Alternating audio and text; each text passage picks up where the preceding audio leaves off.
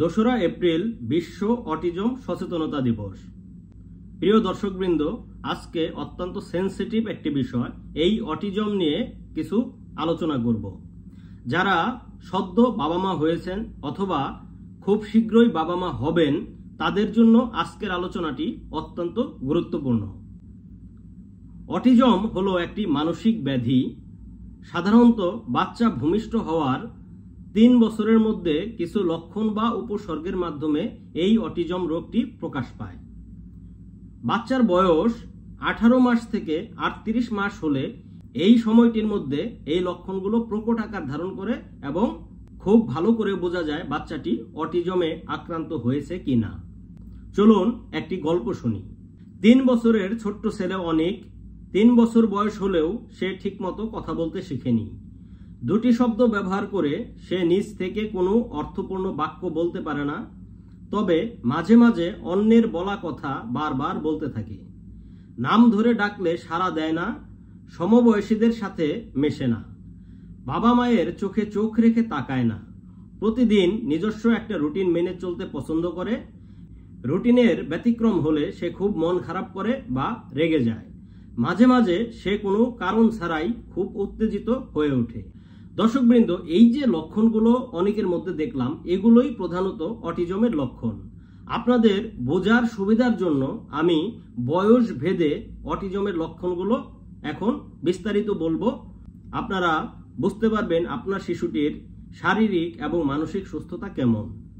জীবনের শুরুতেই অর্থাৎ বাচ্চা ভূমিষ্ঠ হওয়ার পর থেকে 12 মাস বয়স পর্যন্ত কিছু লক্ষণ দেখা দিলে আমরা শিশুটিকে অটিজমে আক্রান্ত বলে প্রাথমিকভাবে ধরে নিতে পারি।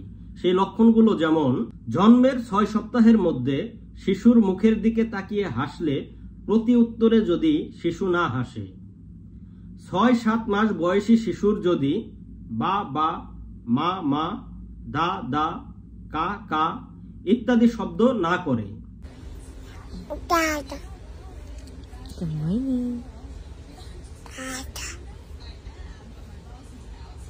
চোখের দিকে যদি চোখ না রাখে।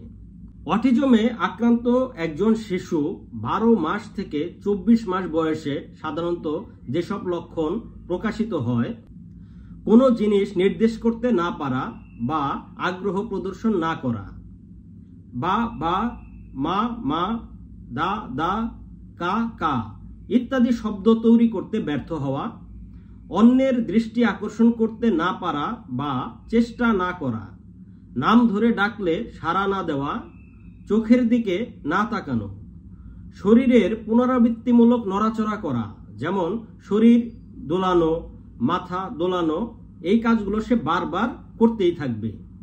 ছোট্ট শিশুটি যদি হাসির বিনিময়ে না হাসে, 16 মাস বয়সে একটি শব্দ তৈরি করতে না পারলে, 24 মাস থেকে 36 মাস বয়সের মধ্যে কিছু লক্ষণ দেখা যায় একজন অটিজমে আক্রান্ত শিশুর মধ্যে। সেগুলো বলছি: একা একা খেলা অর্থাৎ নিজে নিজে খেলা, অন্য শিশুদের সঙ্গে খেলনা ভাগাভাগি না করা, নাম ধরে ডাকলে সাড়া না দেওয়া, অনুকরণ করে খেলা বুঝতে না পারা, অনুভূতি প্রকাশ করতে না পারা, জড়িয়ে ধরতে অনাগ্রহ প্রকাশ করা, মা বাবার প্রতি অনাগ্রহ দেখায়, শব্দ, আলো, স্পর্শ ইত্যাদি বিষয়ে কম বা বেশি প্রতিক্রিয়া দেখানো।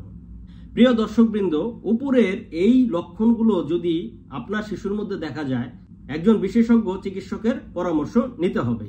তবে অটিজমে আক্রান্তর পাশাপাশি একজন শিশু আরো কিছু রোগে আক্রান্ত হতে পারে, যেমন খিঁচুনি রোগ, অতি চঞ্চলতা বা হাইপার অ্যাক্টিভিটি, স্বল্প বুদ্ধি সম্পন্ন শিশু। আপনার শিশুটির মধ্যে উপরের কোনো লক্ষণ যদি দেখতে পান, তাহলে শিশুটি আসলেই অটিজমে আক্রান্ত কিনা এটা বুঝতে আপনি কি করবেন? আমাদের দেশে সরকারি বড় মেডিকেল কলেজগুলোতে শিশু বিকাশ কেন্দ্র রয়েছে। সেখানে আপনার শিশুকে নিয়ে গেলে প্রাথমিকভাবে শিশুটি অটিজমে আক্রান্ত কিনা সেটা বুঝতে পারা যাবে। এরপর একজন শিশুরোগ বিশেষজ্ঞর পরামর্শ নিতে হবে এবং সাথে শিশুর স্নায়ুর বিকাশ বিষয়ে অভিজ্ঞ একজন স্নায়ু শিশুরোগ বিশেষজ্ঞের পরামর্শ নিতে হবে। প্রিয় দর্শকবৃন্দ, আপনাদের মনে রাখতে হবে অটিজমে আক্রান্ত একটি শিশুকে সুস্থ করতে হলিস্টিক অ্যাপ্রোচ বা সার্বিক ব্যবস্থাপনা প্রয়োজন। শিশুর সার্বিক উন্নয়নে physiotherapy, speech and language therapy, occupational therapy, অটিজমে আক্রান্ত শিশুর বাবা মাকে কাউন্সেলিং করা ইত্যাদি বিষয়গুলো প্রয়োজন। শিশু অটিজমে আক্রান্ত হওয়ার জন্য পিতামাতা বা পরিবারের কেউ দায়ী নয়। অটিজম থেকে শিশুকে রক্ষা করতে শিশু জন্মের পর থেকেই শিশুকে সময় দিন, তাকে খেলতে দিন। শিশুর সাথে আপনারা নিজেরাও খেলুন, শিশুর সাথে কথা বলুন, শিশুকে বিভিন্ন জায়গায় ঘুরতে নিয়ে যান, শিশুকে প্রত্যেকটি ইশারা, ইঙ্গিত এগুলো শেখানোর চেষ্টা করুন। মনে রাখবেন, অটিজম সারানোর জন্য পৃথিবীতে যুগান্তকারী কোনো ওষুধ নেই। অটিজমে আক্রান্ত শিশুর স্নায়বিক এবং শারীরিক সঠিক বৃদ্ধি সাধনে পরিবারের ভূমিকা সবচেয়ে গুরুত্বপূর্ণ। পরিবারে বাবা মা, দাদা দাদি এবং অন্যান্য সকলে মিলে শিশুটিকে সাহায্য করতে হবে। তার স্নায়বিক এবং শারীরিক বিকাশে সবাইকে সার্বিকভাবে সহযোগিতা করতে হবে। তবেই শিশুটি খুব দ্রুত তার এই সমস্যাগুলো কাটিয়ে উঠতে পারবে।